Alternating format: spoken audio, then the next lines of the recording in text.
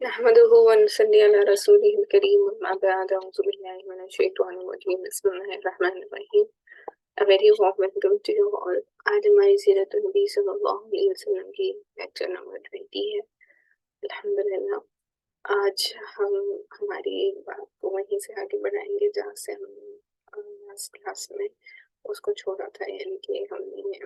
حضرت عمر فاروق رضی اللہ تعالیٰ عنہ کا قبول اسلام کا جو واقعہ ہے اس کو مکمل طور پر ہم نے پڑھا تھا اور سمجھا تھا کہ اس میں کیا کیا چیزیں پیش آئی تھی اور کیا کیا حالات تھے، اور حضرت حمزہ رضی اللہ تعالیٰ عنہ اور حضرت عمر فاروق رضی اللہ تعالیٰ عنہ دونوں کے اسلام لانے کے بعد مسلمانوں کو کس طریقے سے قوت ملی اور دین کے کام کرنے میں کس طریقے سے آسانی ہوئی، ان سبھی چیزوں کا ہم نے مطالعہ کیا تھا. آج ہم اپنی بات کو آگے بڑھائیں گے اور دیکھیں گے کہ جب عمر فاروق رضی اللہ تعالیٰ نے اسلام لے آئے تو پھر کفار و مشرکین کا کیا رد عمل رہا، انہوں نے کیا کیا. تو قریش کا نمائندہ رسول اللہ صلی اللہ علیہ وسلم کے حضور میں، یہ ہمارا آج کا عنوان ہے. چلیے اس کو سٹارٹ کرتے ہیں. تو یہاں پر جب حضرت حمزہ بن عبد المطلب اور حضرت عمر بن خطاب رضی اللہ تعالیٰ عنہ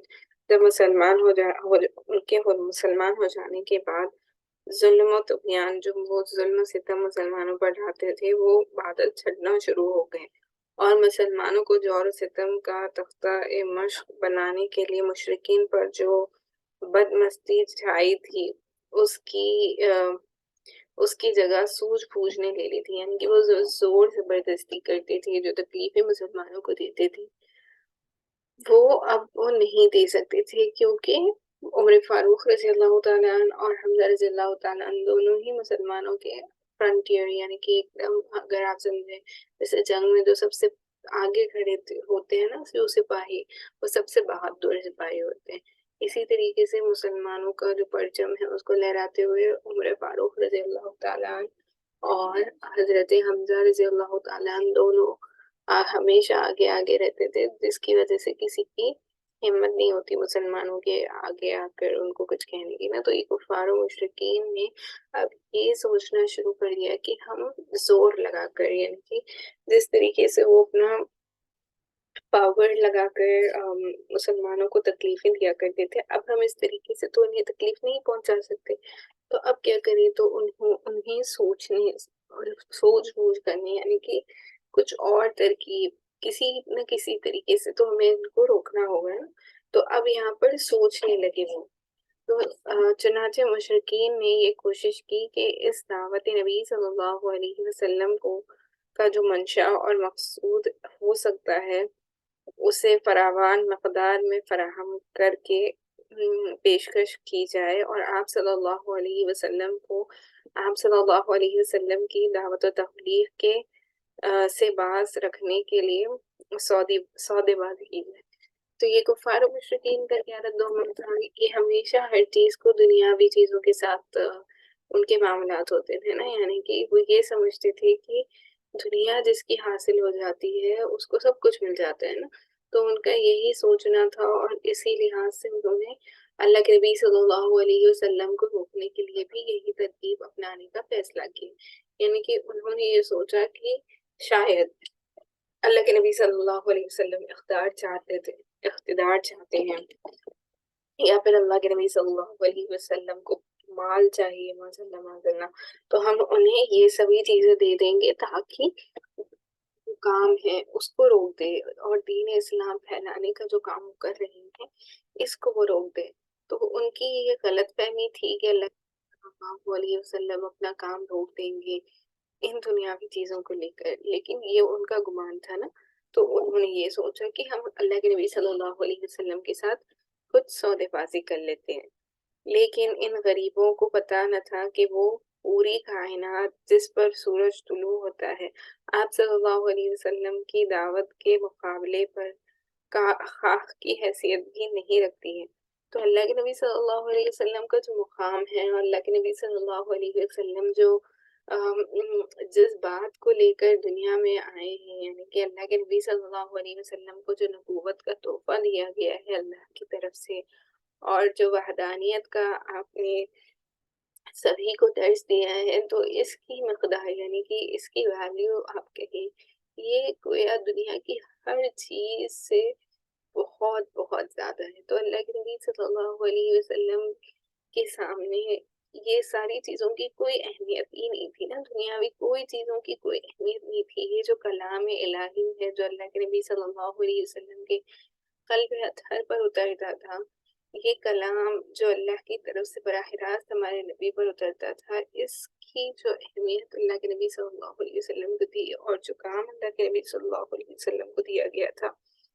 جیسے کہ ہم نے گزشتہ نشستوں میں بھی دیکھا کہ اللہ کے نبی صلی اللہ علیہ وسلم نے کہا کہ اگر میرے ایک ہاتھ میں چاند اور ایک ہاتھ میں سورج رکھ دیا جائے، تب بھی میں اس کلام الہی جو اللہ نے مجھے جو کام کے لیے بھیجا ہے، میں اس سے نہیں رکوں گا۔ گویا پھر یہ کام کرتے کرتے یا مجھے موت آ جائے یا میں ختم ہو جاؤں یا پھر سارے لوگ مسلمان ہو جائے نا، تو اللہ کے نبی صلی اللہ علیہ وسلم نے یہ کہا تھا۔ تو اس سے پتہ یہ چلا کہ ان مشرکین میں آج بھی ہم دنیا میں دیکھتے ہیں کہ ہر کوئی چاہتا ہے کہ ہم اپنی دنیا کو بہتر بنانے میں اپنے دین کو پیش دیں نا، تو ہمیشہ ہمیشہ دنیا یہی چاہتی ہے کہ آپ دین کے اوپر دنیا کو ترجیح دے۔ دیکھیں، آپ اگر کوئی نیک عمل کرنے لگتے ہیں، کوئی اچھے اعمال کرتے ہیں، تو پھر دنیا والے آپ کو دنیا کا لالچ دیکھ کر اس سے روکنے کی کوشش کرتے ہیں۔ اگزامپل کے طور پہ میں سمجھانے کے لیے کہوں کہ جیسے کہ آپ سمجھے کوئی متقی ہے، کوئی پرہیزگار ہے، اور وہ آفس میں بھی نمازیں پڑھتا ہو، تو گویا اگر کوئی اس سے اس کو ناپسند ہے وہ چیز، یعنی کہ دیکھنے والوں کو ناپسند ہے، تو گویا یہ ہو سکتا ہے کہ اس کا کام ورک لوڈ بڑھا دے، اتنا بڑھا دے کہ اسے نماز پڑھنے کی فرصت ہی نہ ملے۔ تو گویا یہاں پر اگر وہ بندہ کام کی مصروفیت میں آ کر نماز پڑھنا بھول جاتا ہے، تو گویا پھر اس نے کیا کیا، دنیا کو ترجیح دی دین پر نا۔ تو یہی کا یہی حال ہے کہ بہت ساری چیزوں میں ہم ہمیشہ دنیا کو فوقیت دیتے ہیں، جبکہ ہمیں چاہیے کہ ہم ہمیشہ ہمیشہ یہ سوچیں کہ ہمیں دنیا میں کس لیے بھیجا گیا ہے نا۔ ہمیں دنیا میں بھیجا گیا ہے اللہ کی بندگی کرنے کے لیے، اللہ کے نبی صلی اللہ علیہ وسلم کی بتائی ہوئی باتوں پر اپنی زندگی کو گزار کر اللہ کی بندگی کرنے کے لیے ہمیں جن و انس کو اللہ نے اسی لیے پیدا کیا ہے۔ لیکن آج ہم کیا کر رہے ہیں، ہمیشہ ہمیشہ ہم دنیا کو ترجیح دیتے ہیں اور دین کو پس پش ڈال دیتے ہیں۔ تو یہ یہاں سے ہمیں یہ بھی پتا چلا کہ یہ ابھی سے نہیں ہو رہا ہے کہ لوگ آپ کو دنیا کی طرف مائل کریں گے تاکہ آپ اپنے دین سے پھر جائیں۔ یہ سالوں سے چلا آ رہا ہے، کفار و مشرکین سے بھی دکھتا ہے نا کہ وہ دنیا کو پیش کر کر آپ کو دین چھوڑنے کے لیے کہہ رہے تھے، اللہ کے نبی صلی اللہ علیہ وسلم کو۔ تو اس سے پتا چلا کہ اللہ کے نبی صلی اللہ علیہ وسلم جیسے ثابت قدم رہے، ہمیں بھی چاہیے کہ ہم ہمارے دین میں ثابت قدم رہیں۔ اس لیے انہیں اپنے اس منصوبے میں بھی ناکام و نامراد ہونا پڑا، کیونکہ اللہ کے نبی صلی اللہ علیہ وسلم کسی بھی حالت میں اس دین کے کام کو کبھی بھی نہیں چھوڑنے والے تھے۔ تو آپ نے یزید بن زیاد کے واسطے سے محمد بن کعب نے بیان نقل کیا ہے کہ مجھے بتایا گیا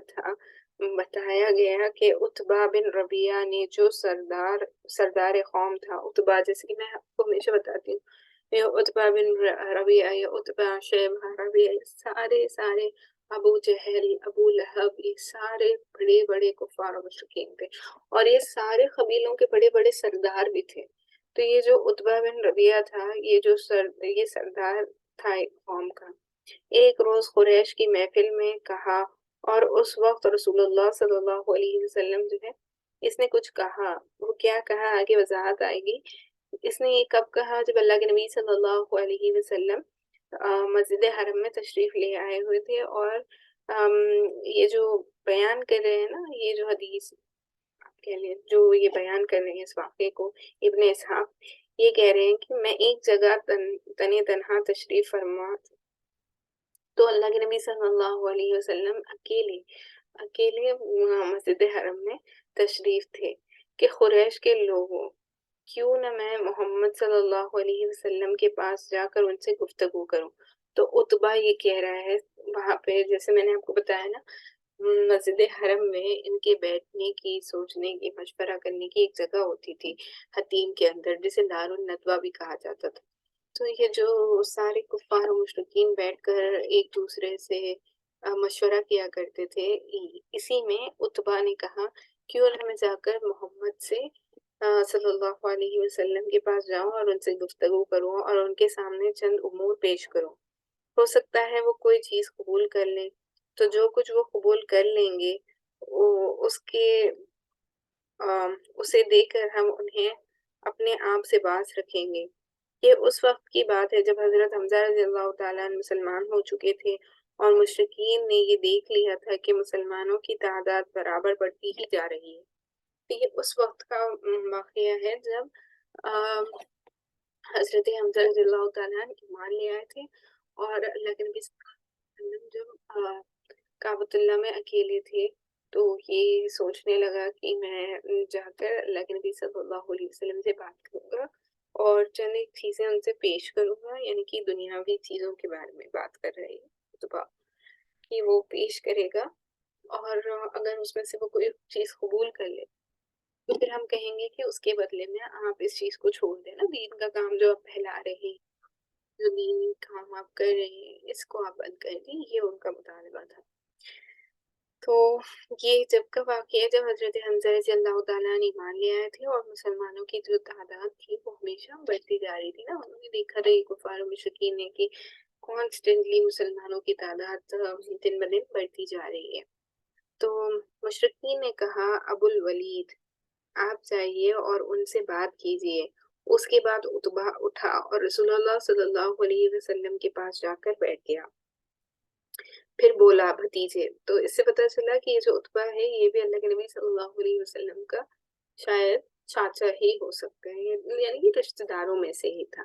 اور اس نے کہا پھر بولا بھتیجے، ہماری قوم میں تمہارا جو مرتبہ و مقام ہے اور جو بلند پایا نسب ہے وہ تمہیں معلوم ہی ہے، اور اب تم اپنی قوم میں ایک بڑا معاملہ لے کر آئے ہو جس کی وجہ سے تم نے ان کی جماعت میں تفریق ڈال دی ہے۔ تو وہ اللہ کے نبی صلی اللہ علیہ وسلم کے پاس بیٹھا اور اس نے کہا کہ ہماری قوم میں ہمارا نسب، یعنی کہ جس مقام و مرتبے پہ تم فائز ہو، پہلے سے اللہ کے نبی صلی اللہ علیہ وسلم اعلیٰ نسب کے ہیں نا، تو اس نے یہی بات کہی۔ پھر پہلے آپ دیکھیں کہ یہ لوگ کفار و مشرکین کا ہمیشہ یہ رویہ ہوتا تھا کہ وہ ہمیشہ اپنی نسب، یعنی کہ لینیج جو ہوتا ہے نا، جو خاندان ہوتا ہے، اس پر بڑا فخر کرتے تھے۔ تو اس نے اپنی گفتگو بھی کہاں سے شروع کی؟ یہ بتا کر شروع کی کہ تم سب سے اعلیٰ خاندان کے ہو مکے کے، وہیں سے اس نے گفتگو شروع کی، اور اس نے یہ کہا کہ اب تم اپنی قوم میں ایک بڑا معاملہ لے کر آئے ہو، تم ایک ایسی بات لے کر آئے ہو۔ یہاں پر یاد رکھنے کی بات یہ ہے کہ یہ کفار و مشرکین بھی اللہ کو مانتے تھے، جیسے کہ میں نے آپ کو بہت بار گزشتہ نشستوں میں بتایا ہے کہ اللہ کے نبی صلی اللہ علیہ وسلم کی بات الگ کیا تھی، اللہ کے نبی صلی اللہ علیہ وسلم کی بات الگ یہ تھی کہ اللہ کے نبی صلی اللہ علیہ وسلم نے ان سارے کفار و مشرکین کے سامنے یہ بات لائی تھی کہ واحد اللہ ہی کی ذات ہے جو ہر چیز کو کرنے کی قدرت رکھتی ہے، یعنی کہ اللہ ہی ہے، معبود برحق ہے، اور صرف اللہ ہی کے سامنے سجدہ کیا جا سکتا ہے نا۔ تو اللہ کی وحدانیت یعنی کہ عبادت کی لائق صرف اور صرف اللہ ہی کی ذات، یہ بات اللہ کے نبی صلی اللہ علیہ وسلم کی ان کفار و مشرکین کو ڈھاتی تھی۔ یہ کفار و مشرکین اللہ کو مانتے تھے لیکن اللہ کے ساتھ ساتھ یہ بتوں کو بھی شریک کرتے تھے نا۔ تو یہ میجر ڈفرینس ہے ان کے بلیف میں اور ہمارے مسلمان کے بلیف میں نا۔ تو اس نے کہا کہ جو تم معاملہ لے کر آئے ہو، یعنی کہ جو تم بات کر رہے ہو، اس کی وجہ سے کیا ہو رہا ہے کہ ہماری جماعت جو ہے، جو گھر والے ہیں یا ہماری کمیونٹی والے ہیں، آپ سمجھے جو قبیلے والے ہیں، ان میں جو ہے تفریق آ رہی ہے نا، یعنی کہ ان کے آپس میں اختلاف ہو رہا ہے، ان کی عقلوں کو حماقت سے دوچار قرار دیا، ان کے معبودوں اور ان کے دین کی عیب چینی کی، اور ان کے جو آبا و اجداد گزر چکے ہیں انہیں کافر ٹھہرایا۔ لہٰذا میری بات سنو، میں تم پر چند باتیں پیش کر رہا ہوں، ان پر غور کرو، ہو سکتا ہے کوئی بات قبول کر لو۔ رسول اللہ صلی اللہ علیہ وسلم نے فرمایا ابو الولید، कहो मैं सुनूंगा। अबुल वलीद ने कहा, यानी कि उतबा, ये उतबा ने कहा था ना। तो यहाँ पर आप समझे कि अल्लाह के नबी सल्लल्लाहु अलैहि वसल्लम का आप इतने बेहतरीन अखलाक आप देखें, हमेशा हमेशा हमें मिलते हैं कि अल्लाह के नबी सल्लल्लाहु अलैहि वसल्लम इन कुफ्फार और मुशरिकीन से आपको सीरत के हम जो मतलब मुताला कर रहे हैं, इसमें आपको कहीं भी नहीं मिलेगा। कहीं कहीं अल्लाह के नबी सल्लल्लाहु अलैहि वसल्लम की सारी जिंदगी में आप देख लें कि वो लोग जिन्होंने अल्लाह के नबी सल्लल्लाहु अलैहि वसल्लम को इतनी तकलीफ दी, अल्लाह के नबी सल्लल्लाहु अलैहि वसल्लम ने कभी भी किसी को नहीं रोका इस चीज के लिए कि अगर वो कोई अल्लाह के नबी सल्लल्लाहु अलैहि वसल्लम से बात करने आता तो अल्लाह के नबी सल्लल्लाहु अलैहि वसल्लम हमेशा उसकी बात को गौर से सुना करते थे। इससे हमें पता चला कि हमें भी चाहिए कि अगर हम किसी के साथ गुफ्तगू कर रहे हैं तो हमें सामने वाले को बोलने का भी मौका देना चाहिए और सामने वाले की बात को ध्यान से सुनना चाहिए। उसके बाद फिर हमें अपना जवाब देना चाहिए। इस चीज को हम अपनी जिंदगियों में इम्प्लीमेंट कर सकते हैं। ये भी एक अल्लाह के नबी सल्लल्लाहु अलैहि वसल्लम की सुन्नत नबवी हो जाती है कि आप सामने वाले की बात को ध्यान से सुने, फिर आप अपना जवाब दें। आप जरूरी नहीं है कि आप सामने वाले की बात से अग्री करें। यहाँ पे मैं ये नहीं कह रही हूँ कि आपको सामने वाले की बात ही अग्री करनी चाहिए। मैं ये बात बताना चाह रही हूँ कि हमें चाहिए कि जब हम किसी के साथ गुफ्तगू करें, दो लोग जब गुफ्तगू कर रहे हो तो सामने वाले को भी बोलने का मौका दिया जाए, और सामने वाला अगर कुछ कहना चाहता है और वो कह रहा है तो दूसरा जो शख्स है उसे चाहिए कि वो नरमी के साथ, इत्मीनान के साथ सामने वाला जो कह रहा है उसे सुने, फिर अपना जवाब दे। तो ये छोटी सी चीज है जिसको हम अपनी जिंदगियों में ला सकते हैं। तो अल्लाह के नबी सल्लल्लाहु अलैहि वसल्लम ने इससे क्या कहा कि इतना बड़ा कुफार और मुशरिकीन अल्लाह के नबी सल्लल्लाहु अलैहि वसल्लम के पास आकर बैठकर अच्छे से जब उसने बात की तो अल्लाह के नबी सल्लल्लाहु अलैहि वसल्लम ने भी कहा कि तुम बताओ, मैं तुम्हारी बात सुनूंगा। तो उसने फिर क्या कहा, उसने कहा भतीजे ये मामला जिसे तुम लेकर आए हो, अगर इससे तुम ये चाहते हो कि माल हासिल करो तो हम तुम्हारे लिए इतना माल जमा किए देते हैं कि कि तुम हम में से सबसे ज्यादा मालदार हो जाओ। तो सबसे पहले उसने क्या किया, जैसे कि मैंने आपसे बताया ना कि ये दुनियावी चीजों का लालच देकर दीन की बात को छुड़ाने की कोशिश कर रहा था। तो इसने सबसे पहले क्या कहा कि अगर तुम माल चाहते हो, ये जो तुम बात यानी कि दीन की बात जो फैला रहे हो, इससे अगर तुम्हारा मतलब ये है कि तुम माल को हासिल कर लो, तो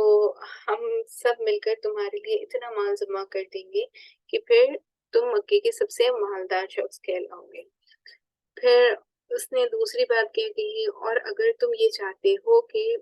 एजाज और मर्तबा हासिल करो तो हम तुम्हें अपना सरदार बना लेते हैं, यहाँ तक कि तुम्हारे बगैर किसी मामले का फैसला ना करेंगे। तो दूसरी चीज जो इसने कही, सबसे पहले देखें माल, दूसरी चीज इसके बारे में इसने कहा इख्तिदार, यानी कि अगर तुम सरदार बनना चाहते हो तो हम तुम्हें अपना सरदार तस्लीम कर लेंगे और तुम्हारे बगैर किसी चीज का कोई फैसला नहीं लिया जाएगा, ये उसने कहा। और अगर तुम चाहते हो कि बादशाह बन जाओ तो हम तुम्हें अपना बादशाह बना लेते हैं। और अगर ये जो तुम्हारे पास आता है कोई जिन भूत है जिसे तुम देखते हो लेकिन अपने आप से दफा नहीं कर सकते हो, तो हम तुम्हारे लिए इसका इलाज तलाश किए देते हैं और इस सिलसिले में हम अपना इतना माल खर्च करने को तैयार हैं कि तुम शिफायाब हो जाओ। तो तीसरी चीज जो उसने कही कि जो वही, जैसे कि अल्लाह के नबी सल्लल्लाहु अलैहि वसल्लम बताते थे ना कि अल्लाह की तरफ से कलाम इलाही अल्लाह के नबी सल्लल्लाहु अलैहि वसल्लम के क़ल्ब अतहर पर उतरता है और वही के जरिए अल्लाह के नबी सल्लल्लाहु अलैहि वसल्लम को ये बातें बताई जाती हैं। तो इसने कहा कि वो जो तुम कलाम लाते हो, वो जो तुम्हें, उसका कहना ये था कि अगर कोई जिन है जो तुम्हें लाता है, जो तुम्हें सता रहा है, तो तुम्हारा इलाज भी हम कराने के लिए तैयार है और उसके लिए जितने भी पैसे खर्च करने की जरूरत पड़ेगी हम खर्च करने के लिए तैयार है।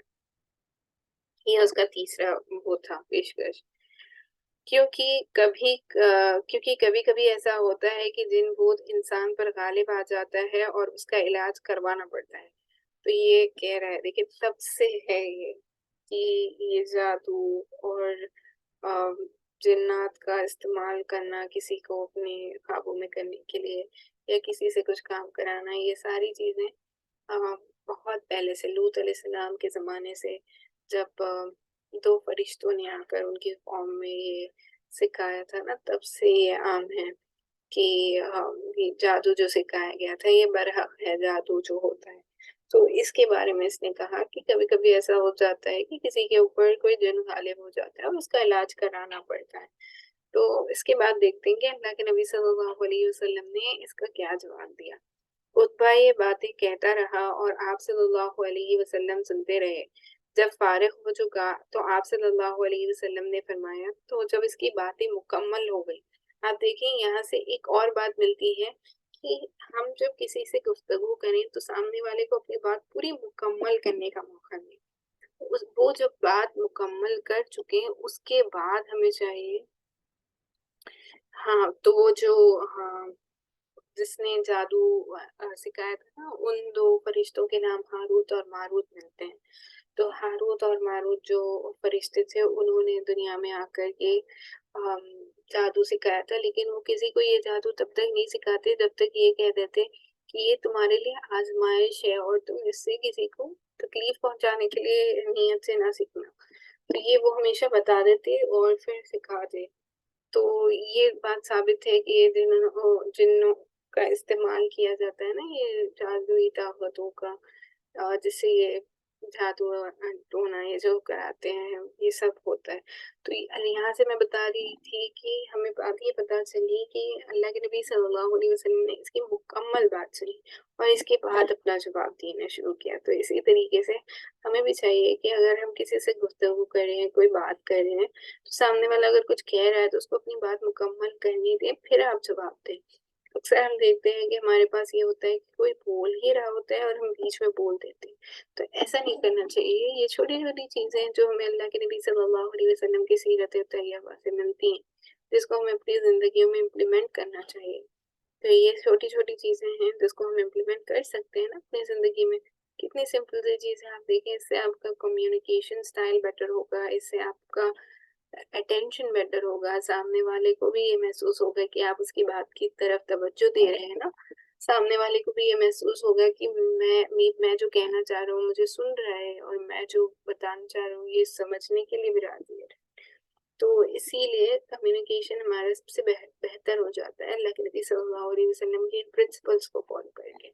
तो हमें भी चाहिए कि हम किसी से बात करें और वो कुछ कह रहा हो तो हम बीच में उसको इंटरप्ट ना करें, उसे पूरा कहने का मौका दें, फिर हम अपना जवाब दें या जो भी हम कहना चाहते हैं वो कहें। तो जब ये फारिग हो चुका, आप सल्लल्लाहु अलैहि वसल्लम ने फरमाया, अबुल वलीद, तुम फारिग हो चुके? तो उसने कहा कि हाँ। तो आप सल्लल्लाहु अलैहि वसल्लम ने फरमाया, अच्छा अब मेरी बात सुनो। उसने कहा ठीक है, सुनूंगा।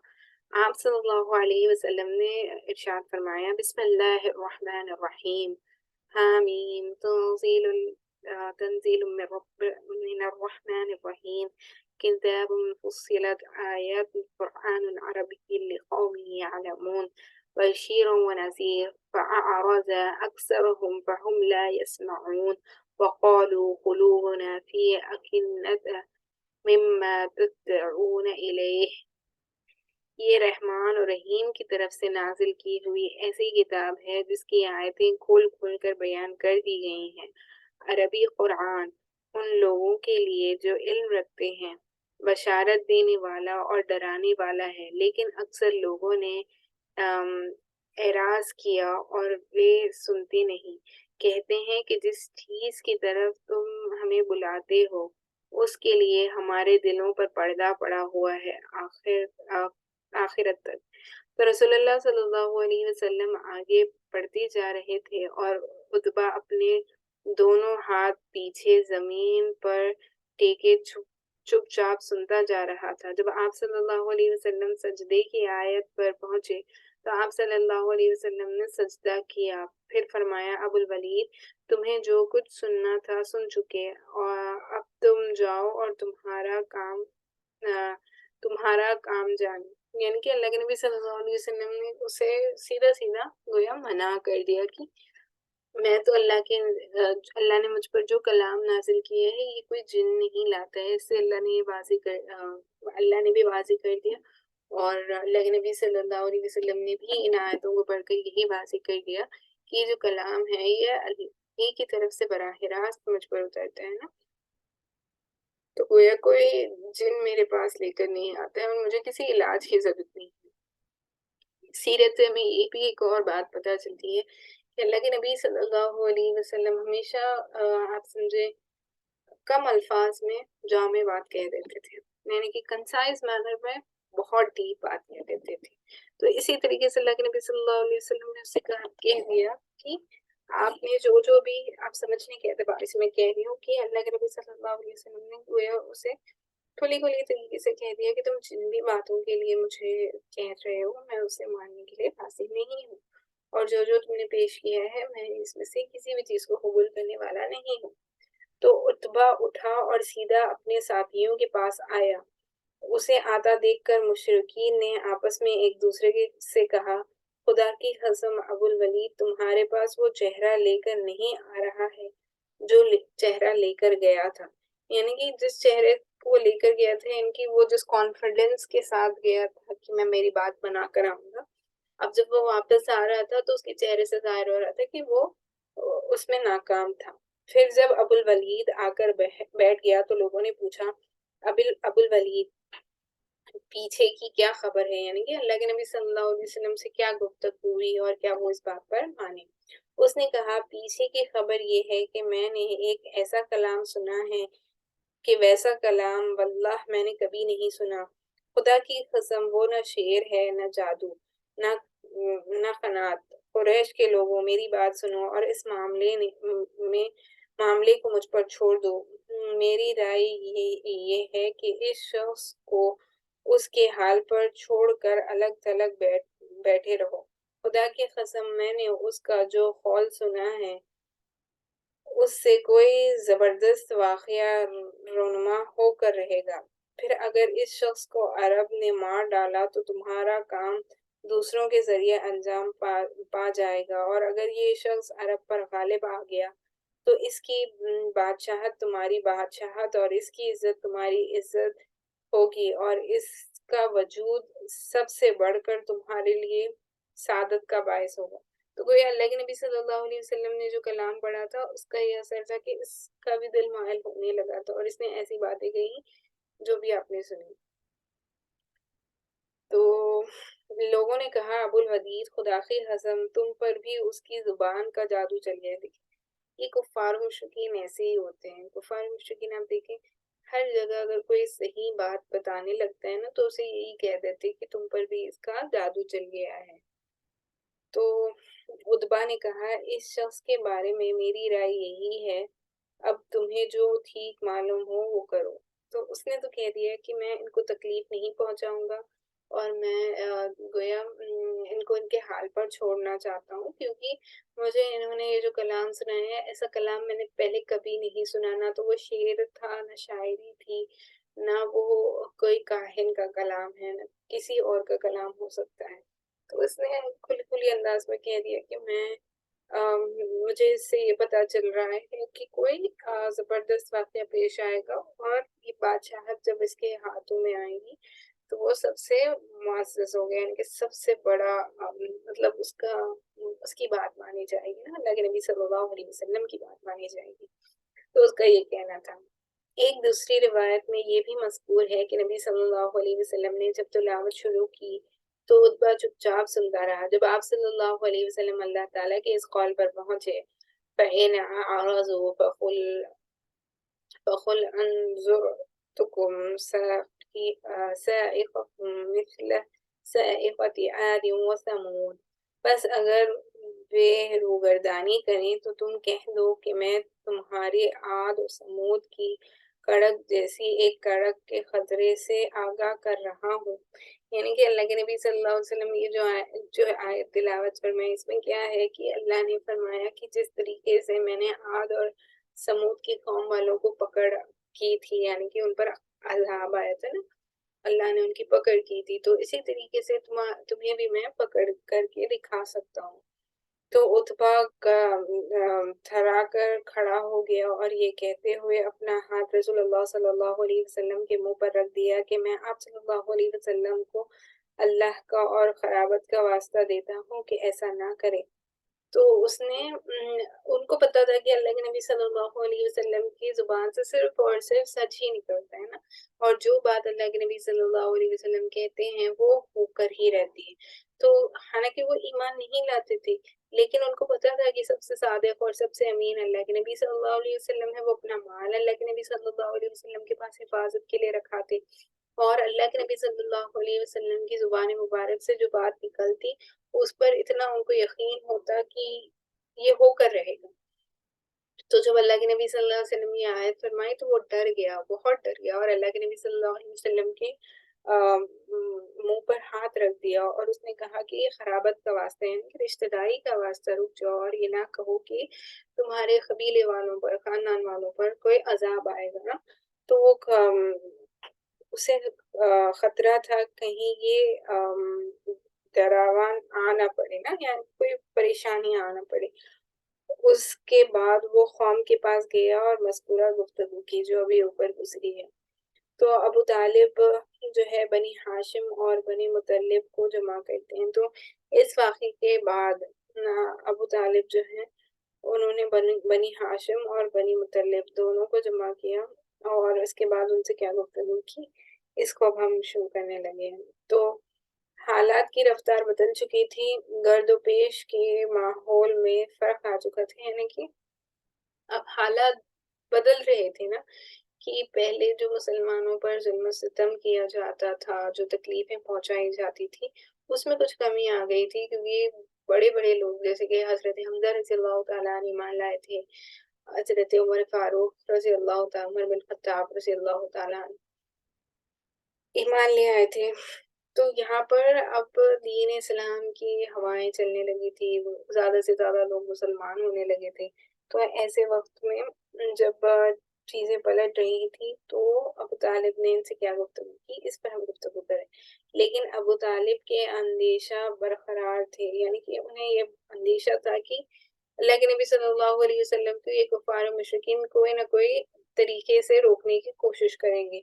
انہیں مشرکین کی طرف سے اپنے بھتیجے کے متعلق برابر خطرہ محسوس ہو رہا تھا۔ وہ پچھلے واقعات پر برابر غور کر رہے تھے۔ مشرکین نے انہیں مقابلہ آرائی کی دھمکی دی تھی۔ تو آپ نے دیکھا نا پچھلی دفعہ جب وہ ابو عبد المطلب کے بیٹے ابو طالب کے پاس آئے تھے اور ان سے گفتگو کی تھی کہ اگر ہم بس اس چیز کا لحاظ کر رہے ہیں اور رک رہے ہیں کہ یہ تمہارا بھتیجا ہے نا، اور تم اس کے آڑے کھڑے ہو، ورنہ پھر ہم اسے تکلیف پہنچانے کے لیے اپنے آپ کو روکتے نہیں۔ تو جو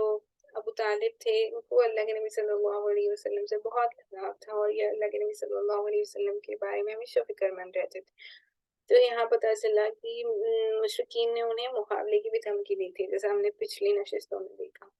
تو پھر ان کے بھتیجے کو عمار بن ولید کے عوض حاصل کر کے قتل کرنے کے لیے سودا بازی کی کوشش کی تھی۔ جیسے کہ آپ نے دیکھا کہ عمار بن ولید جیسے گزشتہ نشست میں گزرا کہ یہ کفار مشرکین ان کے پاس آئے تھے کہ عمار بن ولید جو سب سے خوبصورت تھا اس زمانے کا، تو اس کو آپ لے لیں اور ہمیں محمد صلی اللہ علیہ وسلم کو ہمارے والے کر دیں، یہ انہوں نے پیشکش کی تھی نا۔ تو اس کی بھی کوشش کی تھی کہ وہ جان کے بدلے جان، جو یہ ان کے پاس طریقہ تھا کہ ایک جان کے بدلے ایک جان کو دے دیں تو اس کا وہ ہو جاتا ہے۔ تو وہی حساب سے انہوں نے یہ پیشکش کی تھی کہ آپ عمار بن ولید کو حاصل کر لیں تاکہ ہم محمد صلی اللہ علیہ وسلم کو معاذ اللہ قتل کر دیں، اور اس کے بدلے میں آپ ان کو اپنے باز رکھ لیں۔ تو ابو جہل ایک بھاری پتھر لے کر ان کے بھتیجے کے کسر کچلنے اٹھا تھا۔ یہ بھی بات ان کو پتہ چلی تھی نا، جیسے کہ ہم نے گزشتہ نشستوں میں دیکھا کہ ابو جہل اللہ کے نبی صلی اللہ علیہ وسلم جب مسجد حرم میں نماز پڑھ رہے تھے تو اللہ کے نبی صلی اللہ علیہ وسلم کو تکلیف پہنچانے کے لیے، مارنے کے لیے پتھر اٹھا کر آپ کی طرف آگے بڑھا تھا، لیکن وہ پھر ڈر کر واپس آ گیا تھا، کیونکہ بیچ میں جب وہ جا رہا تھا تو جبرائیل علیہ السلام وہاں پر آ گئے تھے اور اس سے اگر وہ ایک بھی خط آگے پڑھاتا تو وہیں چل کر بھسم ہو جاتا نا، تو وہ رک گیا تھا، لیکن اس بات کی ان کو اطلاع تھی نا، تو عقبہ بن ابی معیط نے چادر لپیٹ کر گلا گھونٹنے اور مار ڈالنے کی کوشش کی تھی۔ یہ بھی ہم نے دیکھا کہ اللہ کے نبی صلی اللہ علیہ وسلم جب نماز پڑھنے کے لیے سجدے میں جھکتے تو ان کفار و مشرکین کا یہ رد عمل تھا کہ یہ جو اونٹنی کی اودڑی ہوتی ہے نا، جو ڈائجسٹو سسٹم جس کو بولتے ہیں ہم، جو ڈائجسٹو سسٹم کے پارٹ ہوتے ہیں، وہ سارے گندگی والے پارٹس اللہ کے نبی صلی اللہ علیہ وسلم کے اوپر ڈال دیتے تھے۔ اور یہاں پر یہ جو شخص تھا عقبہ بن ابی معیط، اس نے تو چادر لپیٹ کر اللہ کے نبی صلی اللہ علیہ وسلم کا گلا گھونٹنے اور مارنے کی کوشش کی تھی۔ خطاب کا بیٹا تلوار لے کر ان کا کام تمام کرنے نکلا تھا۔ یہ عمر بن فاروق رضی اللہ تعالیٰ عنہ کے بارے میں ہی تھی جب کا واقعہ یہ جو بیان کریں جو سوچ رہے ہیں جب کا بارے میں ہے، جب تک عمر فاروق رضی اللہ تعالیٰ میں ایمان نہیں لائے تھے اور وہ خود بھی تلوار لے کر نکلے تھے نا کہ اللہ کے نبی صلی اللہ علیہ وسلم کو معاذ اللہ وہ ختم کر دیں گے۔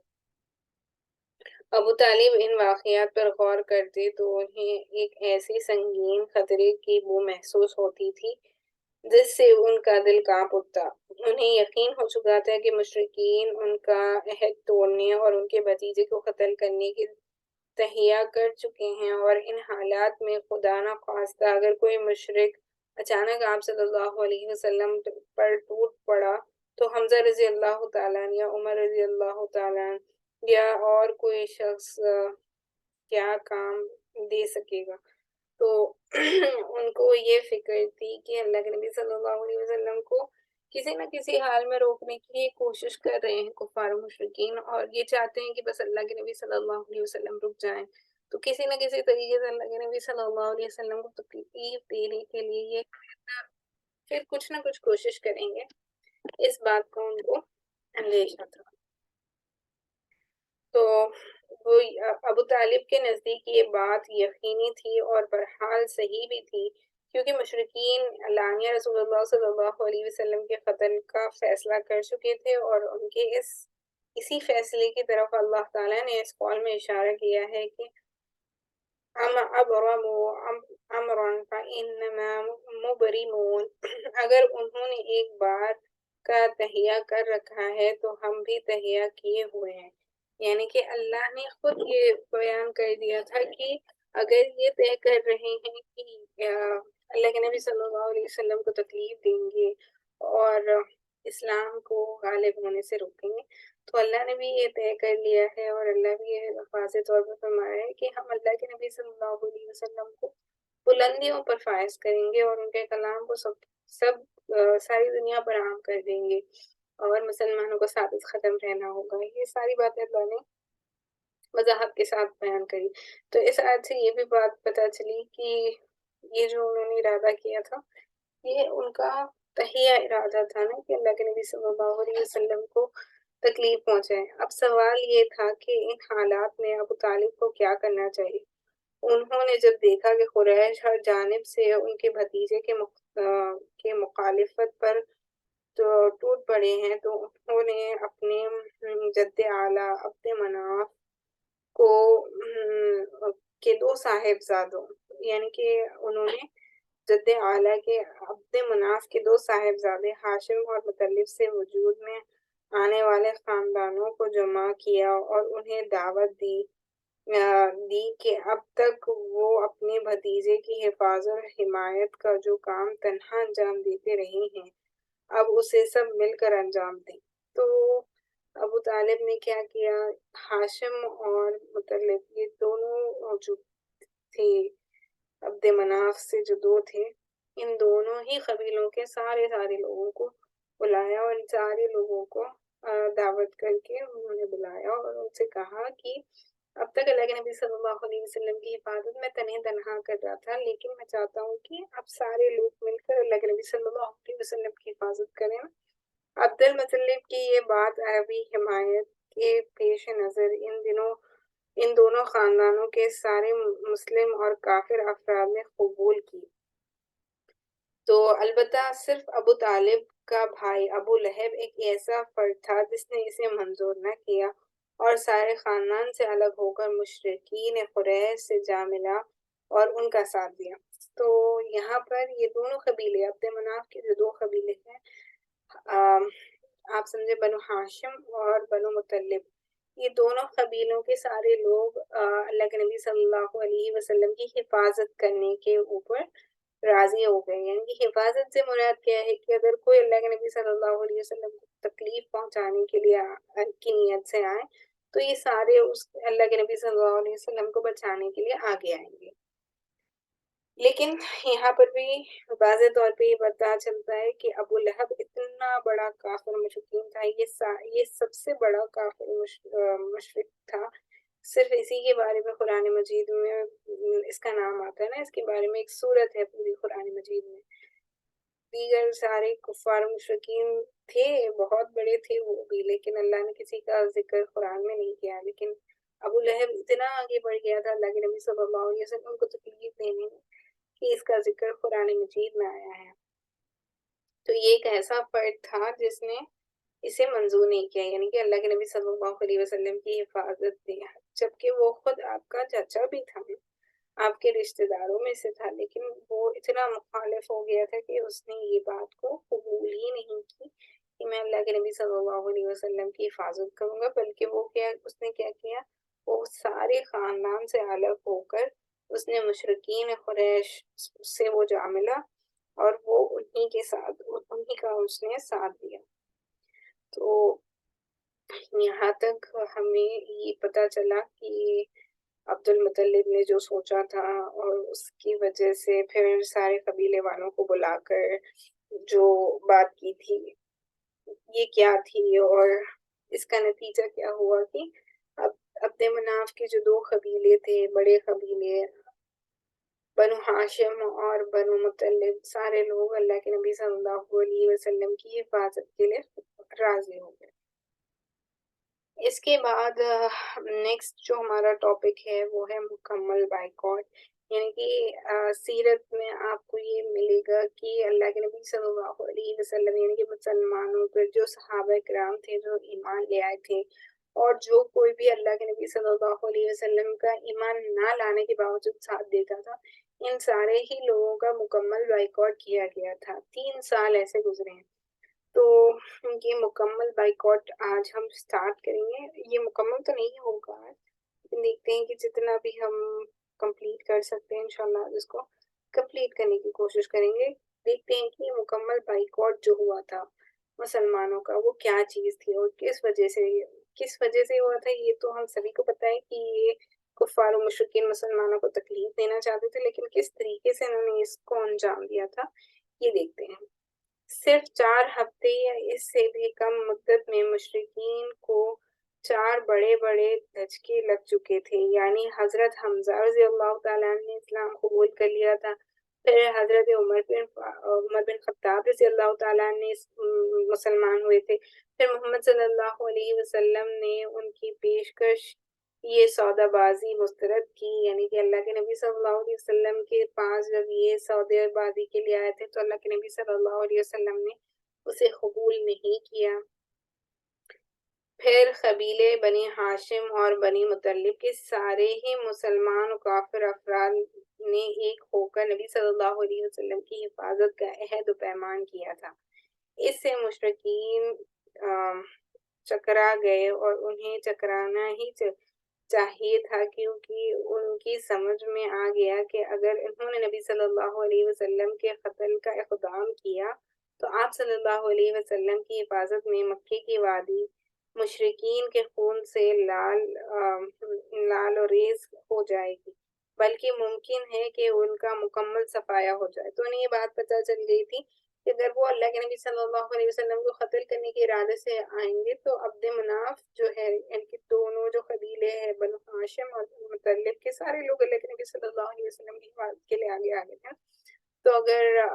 یہ اللہ کے نبی صلی اللہ علیہ وسلم کو معاذ اللہ قتل کرنے کی نیت سے آگے بڑھتے ہیں تو پھر جو کفار و مشرکین تھے وہ تعداد میں کم تھے نا، تو کفار و مشرکین جو ہے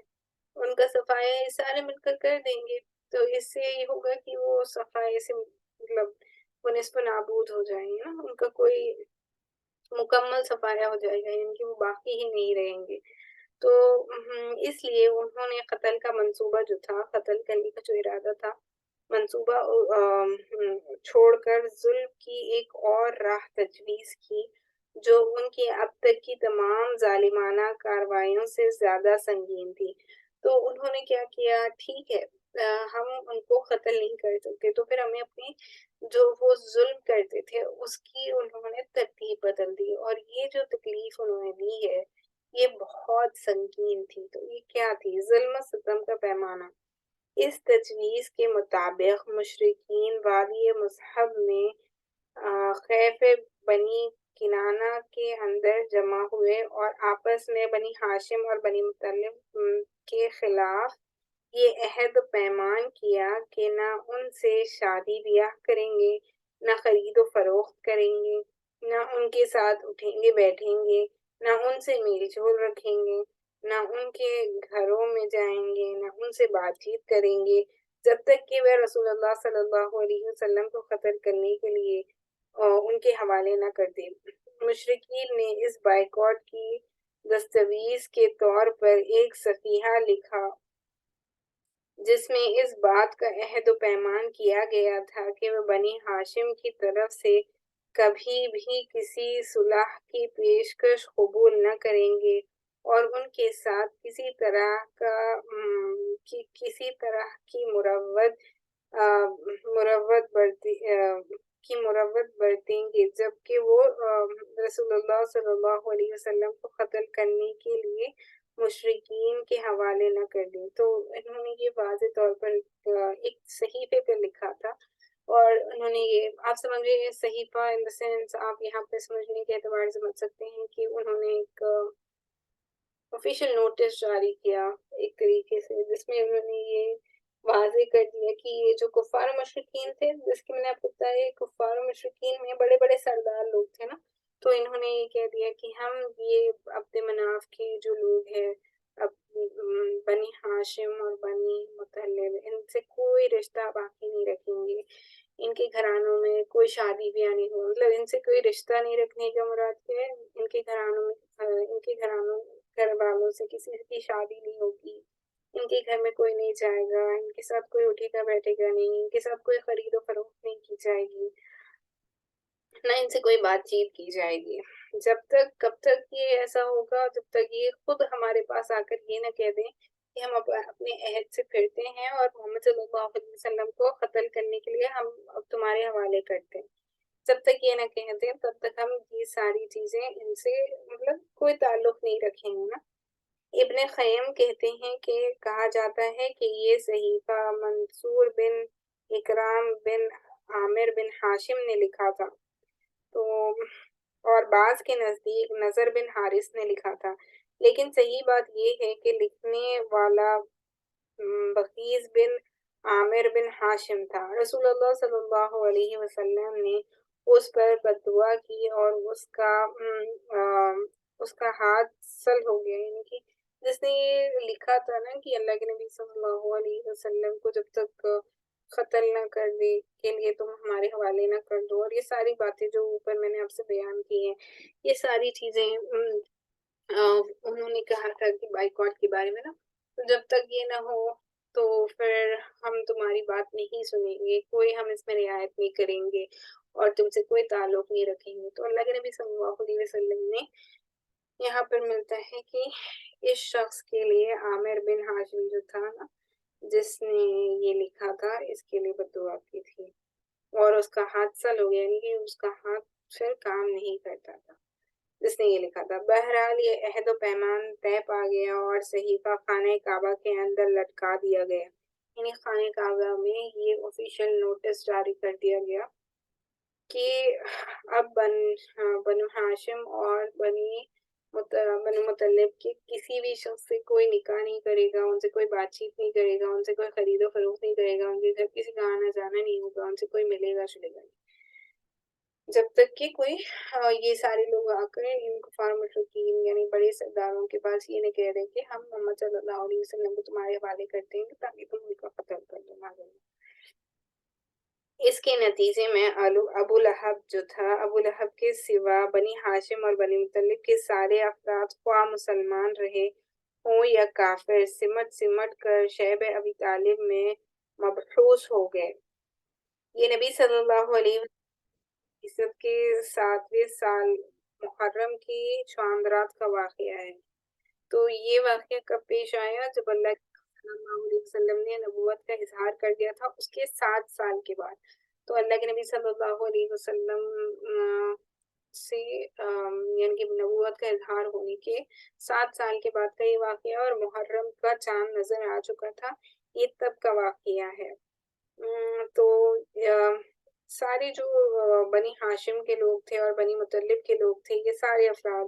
جو ایمان لائے بھی تھے اور جو ایمان نہیں بھی لائے تھے، جو کافر بھی تھے، یہ سارے لوگ سمٹ کر شیبہ ابو طالب میں وہ ہو گئے، یعنی کہ ابو طالب کے انڈر ہو گئے نا یہ سارے لوگ۔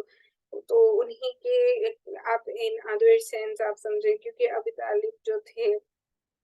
یہ بھی ایک بڑے سردار تھے، تو کافی مالدار تھے۔ تو ان کی سرداری میں جو بھی مال تھا یا جو بھی مطلب آپ سمجھے ان کے کاروباری جو بھی چیزیں تھیں، انہی کے انڈر کو آ گئے سارے لوگ۔ تو 3 سال جو ہے مکمل بائیکاٹ کیا گیا تھا مسلمانوں کا، اور یہ جو بھی اللہ کے نبی صلی اللہ علیہ وسلم کی حفاظت کرنے کے لیے آگے آئے تھے نا، ان سارے لوگوں کا مکمل بائیکاٹ کیا۔ تو اسے شیب ابی طالب کہا جاتا ہے، جس میں یہ سارے لوگ تھے۔ تو 3 سال شیب ابی طالب میں اس بائیکاٹ کے نتیجے میں حالت نہایت سنگین ہو گئی۔ غلے اور کھانے پینے کے سامان کی آمد بند ہو گئی، کیونکہ مکے میں جو غلہ یا سامان آتا تھا اسے مشرکین لپک کر خرید لیتے تھے، اس لیے محصورین کی حالت نہایت پتلی ہو گئی تھی۔ انہیں پتے اور چمڑے کھانے پڑتے تھے۔ تو یہاں پر آپ یہ سمجھیں کہ یہ کفار مشرکین جو تھے، یہ ہمیشہ تکلیف دینے کے لیے الگ الگ چیزیں تجویز کرتے رہتے تھے نا۔ اسی طریقے سے انہوں نے یہ مکمل بائیکاٹ جو پلان کیا تھا، اس میں ہوتا یہ تھا کہ اگر کوئی دوسرے مقام سے کوئی غلہ یا کھانے پینے کی چیزیں کچھ لے کر آتا بیچنے کے لیے، تو یہ ساری کی ساری چیزیں یہ کفار و مشرکین ہی خرید لیتے تھے پیسے دے کر، اور تاکہ جو شیب ابی طالب میں لوگ تھے ان کو کھانے کے لیے کچھ بھی نہ ملے۔ تو جتنا بھی ان کے پاس پہلے سے غلہ تھا وہ ختم ہونے لگا، کیونکہ 3 سال کا یہ بائیکاٹ رہا۔ تو 3 سال میں انہوں نے بہت بار ایسا ہوتا ہے کہ انہوں نے پتے اور چمڑے کھانے پڑتے تھے۔ فاقہ کشی کا حال یہ تھا کہ بھوک سے بلکتے ہوئے بچوں اور عورتوں کی آواز گھاٹی کے باہر سنائی پڑتی تھی۔ تو اتنے بچے بھی بھوکے، بڑے بھی بھوکے، مطلب بھوک سے بلکتی ہوئی بچوں کی آوازیں سنائی دیتی تھی، عورتوں کی آوازیں سنائی دیتی تھی نا۔ تو ان کے پاس بمشکل ہی کوئی چیز پہنچ پاتی تھی، وہ بھی پسے پردہ، یعنی کہ کوئی ایسا شخص جو یہ کفار و مشرکین کے اندر، لیکن کیونکہ ان کے دل میں یہ ہو، کسی نہ کسی شخص کے دل میں تو اللہ رحم ڈالتا ہے نا، تو وہ اپنے خاندان والوں کو، اپنے قبیلے والوں کا اگر اس کے دل میں ہوتا تو وہ چھپتے چھپاتے کسی طریقے سے ان تک کچھ چیز پہنچا دے، تو وہ بھی پسے پردہ ہوتا تھا۔ یہ لوگ حرمت والے مہینوں کے علاوہ باقی ایام میں ضرورت کی چیزوں کی خرید کے لیے گھاٹی سے باہر نکلتے بھی نہ تھے۔ تو یہ جو حرمت والے مہینے جسے کہا جاتا ہے محرم، رجب، شعبان، رمضان، ان 4 مہینوں کو حرمت والے مہینے کہا جاتا ہے۔ تو ان کے علاوہ باقی ایام میں انہوں نے باقی چیزیں جو خریدنی ہوتی تھی اس کے لیے وہ شیب ابی طالب سے باہر بھی نہیں نکلتے تھے۔ وہ اگرچہ قافلوں سے سامان خرید سکتے تھے جو باہر مکہ سے آتے تھے، لیکن ان کے سامان کے دام بھی مکے والے اس قدر بڑھا کر خرید لیا کرنے کے لیے تیار ہو جاتے تھے کہ محصورین کے لیے کچھ خریدنا مشکل ہو جاتا تھا۔ یعنی کہ اگر آپ سمجھے کوئی باہر سے سامان لے کر آیا ہے، اور میں انسٹنس کے لیے سمجھانے کے لیے کہہ رہی ہوں، آپ سمجھنے کے لیے کہیں، اگر کوئی ایک آٹے کی بوری لے کر آیا ہے کہیں سے، آپ سمجھے جو یمن سے اور شام سے قافلے آتے تھے، کوئی کھانے کی کچھ چیزیں لے کر آیا ہے، اور اس کا پرائس آپ سمجھیں یہ جو صحابہ کرام تھے یا جو شیبہ ابو طالب میں تھے، یہ لوگ اگر 1000 روپیز دے رہے ہوتے تو یہ اس کی جگہ یہ کفار و مشرکین 5000 دے کر اسے لے لیا کرتے، تو اس طریقے سے وہ زیادہ مال دے کر لے لیا کرتے تھے۔ تو یہاں پر ان کے لیے کھانے کی کوئی چیز، جبکہ وہ لے سکتے تھے، لیکن تب بھی ان کے لیے کوئی چیز یہ باقی لینے کے لیے نہیں رکھتے تھے۔ حکیم بن حزم جو حضرت خدیجہ رضی اللہ تعالیٰ عنہ کا بھتیجا تھا، کبھی کبھی اپنی پھوپھی کے لیے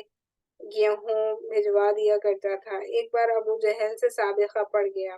وہ غلہ روکنے پر اڑ گیا، لیکن ابو البختری نے مداخلت کی اور اسے اپنی پھوپھی کے پاس گیہوں بھجوانے دیا۔ تو خدیجہ رضی اللہ تعالیٰ عنہ کا بھتیجا تھا جس کا نام حکیم بن حزم ملتا ہے، جو ان کی مدد کیا کرتا تھا، یعنی کہ شیبہ ابو طالب میں جب یہ تھے، ان کے پاس گیہوں وغیرہ چیزیں اپنی پھوپھی کے لیے بھجایا کرتا تھا۔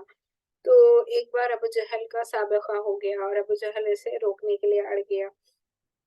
تو اس میں ابو البختری نام کے کوئی بڑے شخص ہے جنہوں نے مداخلت کی، اور پھر اس نے اپنی پھوپھی کے پاس یہ غلہ اور یہ جو راشن جو بھی چیزیں تھی کھانے کی وہ بھجوائیں۔ ادھر ابو طالب کو رسول اللہ صلی اللہ علیہ وسلم کے بارے میں بار بار خطرہ لگا رہتا تھا، اس لیے جب لوگ اپنے اپنے بستروں پر جاتے تو وہ رسول اللہ صلی اللہ علیہ وسلم سے کہتے کہ تم اپنے بستر پر سو رہو۔ مقصد یہ ہوتا کہ اگر کوئی شخص آپ صلی اللہ علیہ وسلم کو قتل کرنے کی نیت رکھتا تو دیکھ لے کہ آپ صلی اللہ علیہ وسلم کہاں سو رہے ہیں۔ پھر جب سو جاتے تو ابو طالب آپ صلی اللہ علیہ وسلم کی جگہ بدل دیتے، یعنی اپنے بیٹے، بھائیوں یا بھتیجوں میں سے کسی کو رسول اللہ صلی اللہ علیہ وسلم کے بستر پر سلا دیتے اور رسول اللہ صلی اللہ علیہ وسلم سے کہتے کہ تم اس کے بستر پر چلے جاؤ، یعنی کہ لوگوں کے سامنے اللہ کے نبی صلی اللہ علیہ وسلم ایک جگہ سو رہے ہوتے تھے، اور جب سب سو جاتے تو پھر وہاں سے اٹھ کر دوسری جگہ سونے کے لیے ابو طالب ان سے کہتے تھے، تاکہ کوئی ان کو تکلیف نہ پہنچائے، نا کوئی ان کو قتل کرنے کا جو انہوں نے ارادہ کیا ہوا ہے وہ اس میں آگے نہ بڑھ سکے، کامیاب نہ ہو سکے۔ اس محصوری کے باوجود رسول اللہ صلی اللہ علیہ وسلم اور دوسرے مسلمان حج کے ایام میں باہر نکلتے تھے اور حج کے لیے آنے والوں سے مل کر انہیں اسلام کی دعوت دیتے تھے۔ اس موقع پر ابو لہب کی جو حرکت ہوا کرتی تھی اس کا ذکر پچھلے صفحات میں آ چکا ہے، جیسے کہ میں نے آپ سے بتایا نا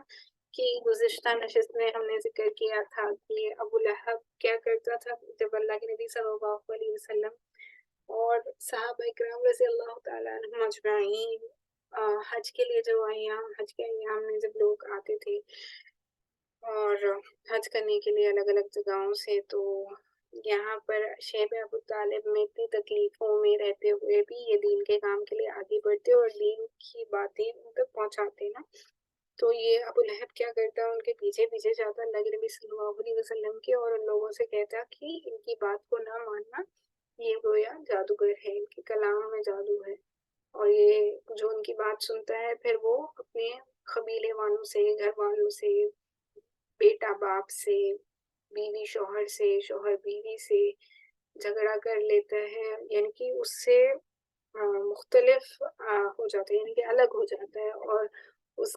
اس کو اسی کی بات صحیح لگنے لگتی ہے، تو یہ گویا ان کے پیچھے پڑ جاتا، اور اللہ کے نبی صلی اللہ علیہ وسلم جب کسی کے سامنے بھی ان کی بات رکھتے تو یہ روکا کرتا تھا۔ تو یہ ایک چھوٹا سا حصہ ہے مکمل بائیکاٹ کا، انشاءاللہ ہم اس مکمل بائیکاٹ میں اور بھی جو چیزیں ہوئی ہے اس کو اگلی نشست میں کور کریں گے، اور پھر یہاں سے آگے بڑھیں گے۔ اللہ سبحانہ وتعالیٰ سے یہ دعا ہے کہ جو پڑھا گیا، جو کہا گیا، جو سنا گیا اسے قبولیت کا درجہ عطا فرمائے، اور اسے ہم سب کے لیے مغفرت کا سبب بنائے، اور آپ صلی اللہ علیہ وسلم کے ہاتھوں کوثر کا جام پینا نصیب فرمائے۔ رمضان المبارک کا پاک مہینہ آنے والا ہے، اللہ سبحانہ وتعالیٰ ہم سب کو رمضان المبارک کے روزے رہنا نصیب فرمائے اور اس کی برکت و امرات سے ہماری زندگیوں کو منور فرمائے، آمین یا رب العالمین۔ ہمارے عقیدہ کا سیشن انشاءاللہ کل ہوگا سیم ٹائم پر، عقیدے کے حوالے سے جو ہم گفتگو کر رہے ہیں انشاءاللہ نیکسٹ والا پوائنٹ ڈسکس کریں گے۔ دعا پڑھ لیتے ہیں مجلس کے اختتام کی۔ وآخر دعوانا ان الحمد للہ رب العالمین، سبحان اللہ وبحمدہ، سبحانک اللہم وبحمدک، نشہد ان لا الہ الا انت، نستغفرک ونتوب الیک۔ سبحان ربک رب العزة عما یصفون، وسلام علی المرسلین، الحمد للہ۔